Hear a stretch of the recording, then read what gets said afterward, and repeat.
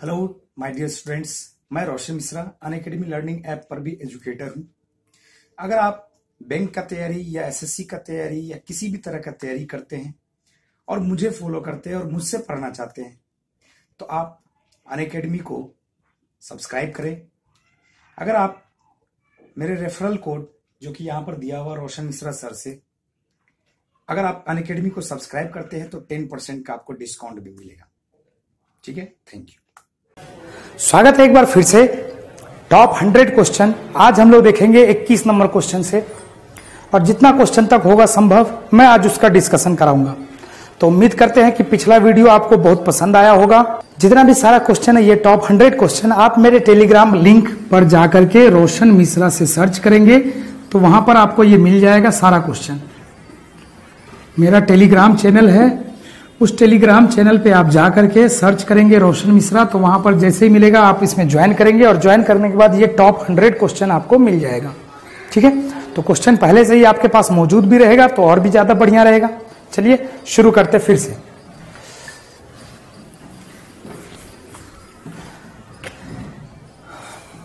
इक्कीसवें नंबर का क्वेश्चन है, 120 विद्यार्थियों का प्राप्त औसत अंक 35 है। यदि सफल उम्मीदवारों का औसत 39 हो और असफल उम्मीदवारों का औसत 15 है तो उस परीक्षा में सफल हुए उम्मीदवारों की संख्या क्या है। क्वेश्चन पे आप गौर करेंगे कि टोटल अगर 120 विद्यार्थी है उसमें से पास और उसमें से फेल, जो पास हुआ है उसका औसत अंक है 39 और जो फेल हुआ उसका औसत अंक है 15 और बोला टोटल जो विद्यार्थी 120 उसका औसत अंक है 35। तो क्वेश्चन पूछा जा रहा है कि पास कितने हैं और फेल कितने हैं। देखिए कितना आसान ये क्वेश्चन, एलिगेशन लगाए और एलिगेशन लगाने के बाद इसका आंसर आ जाएगा। टोटल 100 विद्यार्थी का टोटल है 35 एवरेज, एक पार्ट जो पास वाला है वो 39 है और एक जो फेल वाला उसका है 15। तो 35 में से 15 को माइनस करेंगे क्या आएगा 20 और 39 में से 35 को माइनस करेंगे क्या आएगा 4 और इसका जो रेशियो हो जाएगा वो हो जाएगा 5:1 यानी 6 यूनिट बराबर हो जाएगा 120 के। तो 1 यूनिट क्योंकि 6 यूनिट 120 को रिप्रेजेंट करेगा तो 1 बराबर हो जाएगा 20, तो ये 5 बराबर हो जाएगा 100 और 1 बराबर हो जाएगा 20। यानी हम लोग कह सकते हैं कि जो पास है वो टोटल 100 है और जो फेल है वो टोटल क्या है 20 है। ठीक है, एक तो ये तरीका हुआ, लेकिन अगर आपको एवरेज का कॉन्सेप्ट आपको पता है तो ये बहुत ही आसान क्वेश्चन हो जाएगा। ध्यान से सुनिए, एवरेज का कॉन्सेप्ट है कि सभी के बीच बराबर बराबर बराबर बराबर बराबर बंटना। एवरेज एक ऐसा घर है जिसमें ना तो कोई अमीर है ना तो कोई गरीब है, सभी इक्वल हो जाते हैं। अब आप सोचिए टोटल को 35 में लाना है। यह एक घर है, ध्यान से देखिएगा, यह एक घर है और सभी को हो जाना है 35 35 35। 120 विद्यार्थी है, सभी को हो जाना है 35 35 35 35 35, सभी को हो जाना है। ठीक है, तो इधर से पास वाला आया और सभी के पास था 39, सभी के पास क्या था 39 और इधर से फेल वाला आया और सभी के पास था 15 और ये दोनों इस घर में आना चाहता तभी हो जाएगा 35। तो जो पास वाला है उस सभी के पास है 39 और जैसे इस घर में जाएगा सब हो जाएगा 35। तो आप सोचिए कि 39 से 35 को माइनस करेंगे तो एक जो लड़का पास होने वाला होगा वो 4 क्या करेगा, छोड़ेगा। तो एक जो पास होने वाला, क्योंकि सभी के पास 39 39 39 है, तो जो 4 छोड़ेगा तो टोटल नंबर ऑफ पास लड़का मान के चलते हैं P है। तो वो क्या करेगा, एक एक लड़का 4 4 4 4 छोड़ता चला गया तो वो जाएगा किसमें ट्रांसफर हो जाएगा। तो जो फेल है 15 वो भी हो जाता है 35। तो आप देखिए यहां से 4 छोड़ रहा है, 4 सेक्रीफाइस कर रहा है और ये सभी फेल वाले को 20 ज्यादा मिल रहा है। तो जितना ये छोड़ेगा जितना ये देगा उतना ही ये लेगा। समझ पा रहे बात। तो हम लोग ऐसा इसको लिख सकते हैं 20 गुना फेल, ऐसा लिख सकते हैं क्या। अब आप गौर से देखिए 4 इकाई 4 4 पंचे 20, पास और फेल का जो रेशियो हो जाएगा वो हो जाएगा 5:1 और यही टोटल हो जाएगा 120 के। तो 6 यूनिट बराबर हो जाएगा 120, तो 1 यूनिट बराबर 20 और 5 यूनिट बराबर हो जाएगा 100 के। तो हम लोग बोल सकते हैं फेल, पास वाला 100 है तो फेल वाला कितना है 20 है। क्या समझ में आया बात। चलिए बढ़ते फिर हम लोग नेक्स्ट क्वेश्चन की तरफ।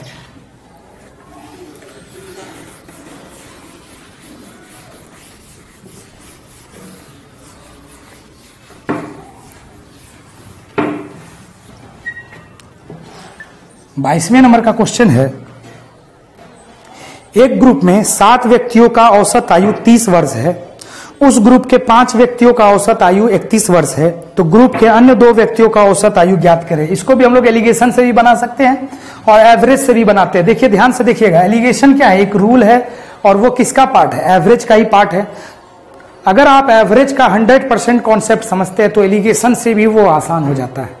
तो ध्यान से देखिए, टोटल है 7 विद्यार्थी और 7 विद्यार्थी का औसत उम्र है 30।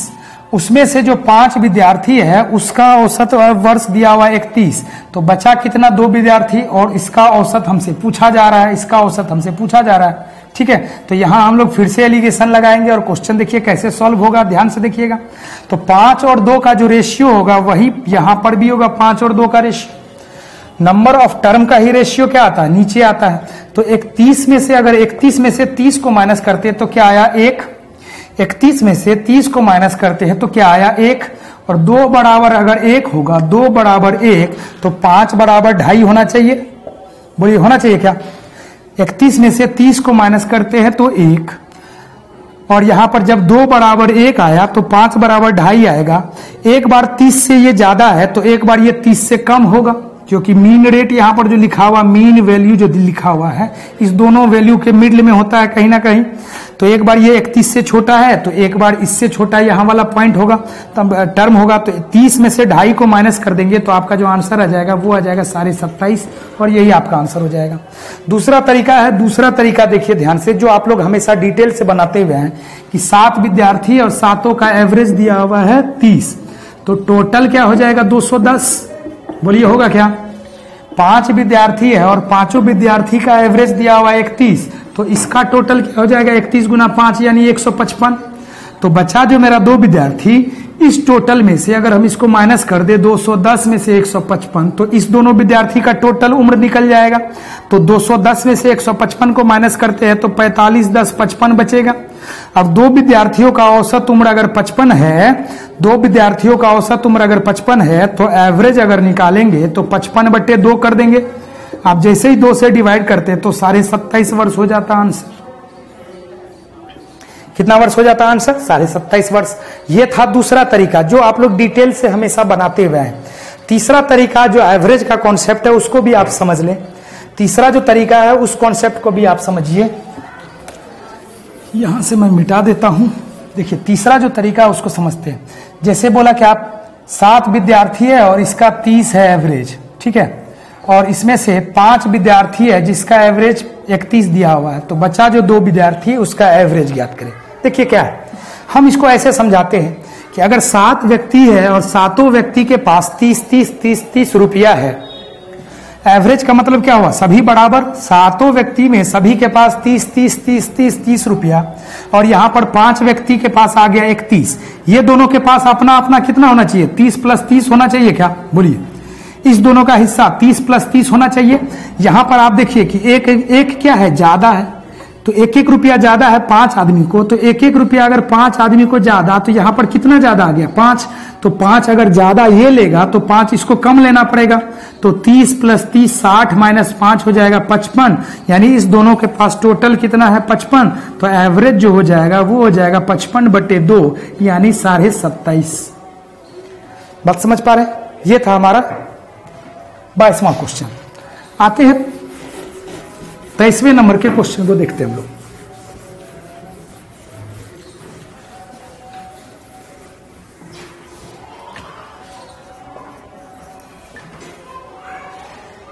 जोसेफ की आय को 10% कम कर दिया गया। जोसेफ की आय को 10% कम कर दिया गया। यदि उसकी आय को उसके पूर्व स्तर पर लाया जाए तो कितनी % की बढ़ोतरी अनिवार्य है। तो जोसेफ की आय 10% कम कर दिया गया। जो भी फ्रैक्शन परसेंटेज कन्वर्जन नहीं जानते उसको समझिए। अगर 100 है तो 100 से 90 कर दिया गया, 100 से 90 यहां से घटा दिया जाए, ठीक, यहां से घटा दिया जाए। तो क्वेश्चन पूछ रहा फिर से नया लाने के लिए इसको कितना % एक्स्ट्रा जोड़ना पड़ेगा। तो इस बार तो यहां पर देखिए इसका रेशियो निकाल ले, 10 और 9 का रेशियो हो गया, अभी ये कम हो गया। अब यहां से अगर उल्टा देखते हैं कि 9 से फिर 10 लाने के लिए कितना बढ़ाना पड़ेगा, 1 कितना में बढ़ाना पड़ेगा। इस बार तो बेस 9 है ना, और 1/9 है, अगर हम लोग परसेंटेज इसको बना दे 100 से मल्टीप्लाई करके तो ये आ जाएगा 11.1/9%। और यही आपका हो जाएगा आंसर। कुछ लोग सोचे 100 में से 10 घट गया तो बढ़ाने के लिए 10 जोड़ दिए 10%। अरे परसेंट थोड़ी हुआ वो, हम लोग 100 में से जब घटाते तभी 10%, लेकिन 90 में 10 जोड़ते हैं तो अरे 90 में 10 जोड़े तो 100 में कितना जोड़ेंगे, तो 100 में कितना जोड़ेंगे। परसेंटेज किसके लिए होता है, 100 के लिए होता है। तो इसका जो आंसर हो जाएगा वो क्या हो जाएगा 11.1/9%। 24वें नंबर का क्वेश्चन देखिए। 24वें नंबर का क्वेश्चन है, चावल के मूल्य में 20% की कमी होने से एक ग्राहक को 160 रुपया में पहले से 4 केजी अधिक चावल मिलता है, तो चावल का कम हुआ मूल्य ज्ञात करें। क्वेश्चन बोला कि चावल का जो मूल्य है उसमें 20% का कमी हो गया। पहले एक ग्राहक को जितना मिलता था 160 रुपया में, अब 160 रुपया से 160 रुपया में ही 4 केजी अधिक चावल मिल रहा है। तो आपको पता होना चाहिए कि टोटल कॉस्ट बराबर होता है, टोटल जो कीमत होता है वो होता है रेट इनटू वेट। जब भी आप जाते हैं मार्केट में कुछ खरीदने के लिए तो सबसे पहले पूछते हैं कि भाई ये रेट क्या है। अगर आपको पता चल गया कि 20 रुपया प्रति केजी है, 20 रुपया प्रति केजी, ये बात आपको बता दिया दुकानदार, और आप तब डिसाइड करते हैं कि कितना केजी लेना है। अगर आप लेते हैं 5 केजी तो 20 को अगर 5 से मल्टीप्लाई करेंगे तो टोटल क्या आता है 100, यानी आपको दुकानदार को देना कितना पड़ेगा 100 रुपया देना पड़ेगा। तो हम लोग बोल सकते हैं कि टोटल कॉस्ट बराबर रेट इनटू वेट होता है।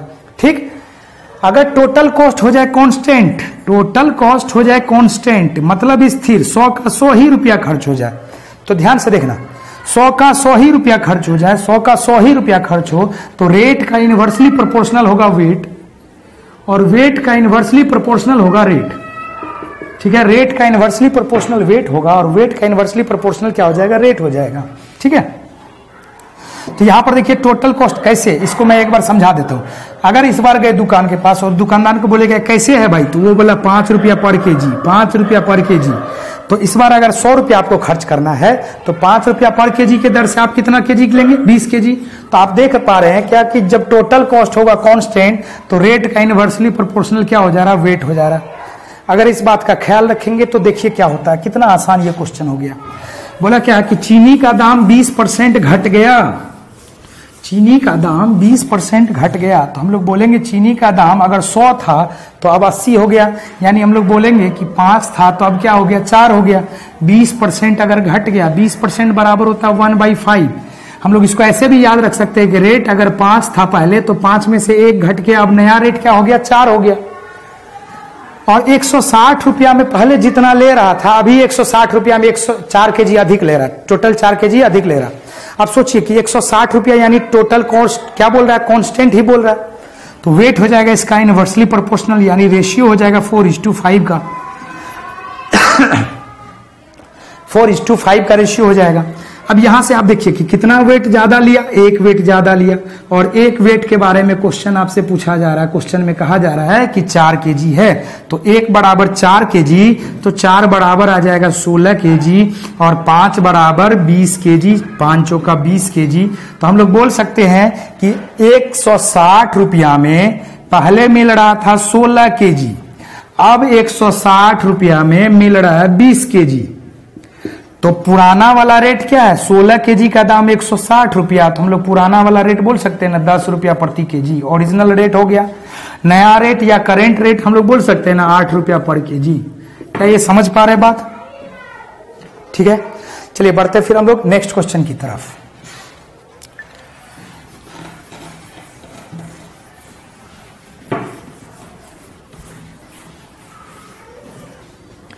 पच्चीसवें नंबर का क्वेश्चन अब हम लोग देखते हैं।